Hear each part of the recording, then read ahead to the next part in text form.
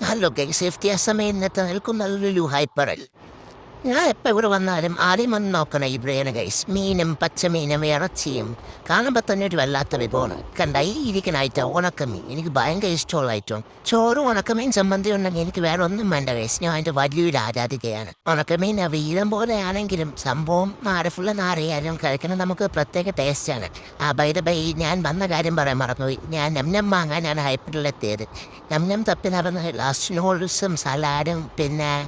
മന്തിയൊക്കെ വാങ്ങി നമ്മളങ്ങ് യാത്രയായി പിന്നെ മുകളിൽ പോയിരുന്ന് മന്തിയിൽ കഴിക്കാൻ വേണ്ടി തുറന്നു വെച്ചെങ്കിലും ആദ്യം തന്നെ എനിക്ക് കിട്ടിയത് ഈ കോലാണ് കോല് കണ്ടപ്പോൾ തന്നെ എൻ്റെ മൂഡ് പോയി പിന്നെ തപ്പിപ്പറക്കി ചിക്കനൊക്കെ പിച്ച് കഴിച്ച് സത്യം പറഞ്ഞാൽ ഞാൻ മൂഞ്ചി ഗൈസ്